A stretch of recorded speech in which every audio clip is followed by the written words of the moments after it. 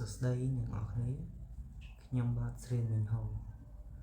វីដេអូមុនខ្ញុំបានបង្រៀនអ្នកនរគ្នាពីរបៀបលុបគណនី TikTok វីដេអូនេះដែរខ្ញុំនឹងបង្រៀនអ្នកទាំងអស់គ្នាពីរបៀបបញ្ចូលលុយទូរស័ព្ទដៃនៅក្នុង app ធនាគារ Acleda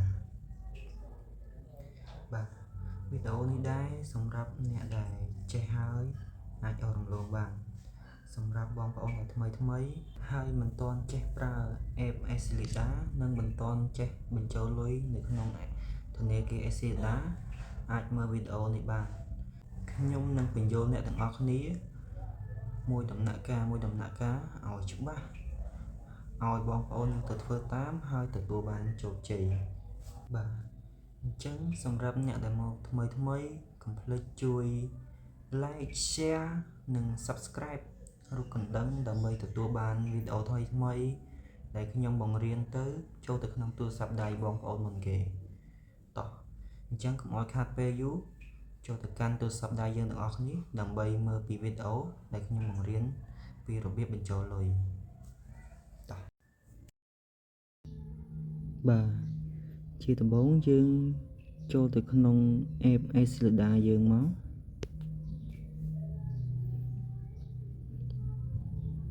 បាទបន្ទាប់មកទៀតយើងចុចមើលលុយយើងមកតើលុយយើងមានឬអត់ដល់កន្លែងនេះគឺកន្លែងដាក់ password អញ្ចឹងខ្ញុំសូមបិទបន្តិចសិនចាំខ្ញុំដាក់ password ហើយទើបខ្ញុំអាចបើកវិញបានបាទមកដល់កន្លែងនេះយើងឃើញទឹកប្រាក់របស់យើងដែលជាប្រាក់រៀលចំនួន 6000 រៀល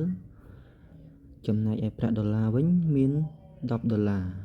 អញ្ចឹងយើងអាចបញ្ចូលលុយទូរស័ព្ទយើងបានហើយរបៀបបញ្ចូលលុយទូរស័ព្ទគឺយើងចុចទៅលើកន្លែងរូបទូរស័ព្ទនេះមកដែលមានអក្សរគេដាក់ថាបញ្ចូលលុយទូរស័ព្ទដល់ដំណាក់កាលនេះកន្លែងនេះគេដាក់ថាស្វ័យប្រវត្តិចំណែកកន្លែងនេះវិញបើយើងចុចទៅគេដាក់ថាទិញកាតបើយើងចង់ទិញកាតទូរស័ព្ទដៃទៅឲ្យអ្នកផ្សេងយើងគ្រាន់តែចុចពាក្យថាក្រុមហ៊ុនទូរស័ព្ទដៃនេះមកនឹងឃើញពាក្យថា Smart Smartphone សាខានិងប្រព័ន្ធទូរស័ព្ទជាច្រើនទៀតឧទាហរណ៍ថាបើយើងចង់ទិញ SIM Smart យើងចុចទៅលើពាក្យថា Smart មកដល់កន្លែងនេះគេឲ្យយើងដាក់ថាលុយបើយើងចង់ទិញ$2ឬក៏$1 $5អីយើងចុចលើហ្នឹងមកគេនឹងដាក់ឲ្យយើងទិញតែមានមួយជម្រើសទៀតយើងថយក្រោយមកយកកន្លែងពាក្យថាស្វ័យប្រវត្តិដល់កន្លែងហ្នឹងយើងគ្រាន់តែអូសមកក្រោមមករួចបញ្ជាក់លេខទូរស័ព្ទដែលយើងចង់បញ្ចូលហើយគ្រាន់តែចុចទៅលើ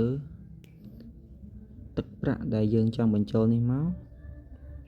នោះយើងនឹងបញ្ចូលទៅក្នុងទូរស័ព្ទដៃយើងរួចជាស្រេចឧទាហរណ៍ខ្ញុំនឹងបញ្ចូល$1ទៅលើ SIM Smart របស់ខ្ញុំចុចពាក្យថាយល់ព្រមបាទបន្ទាប់មកទៀតចុចពាក្យថាបញ្ជាក់បាទនោះយើងនឹងអាចទិញកាត Smart ចំនួន$1រួចរាល់បាទវីដេអូនេះក៏ឈានមកដល់ទីបញ្ចប់ពីខ្ញុំបាទស្រីមេងហូសូមអរគុណសូមជម្រាបលា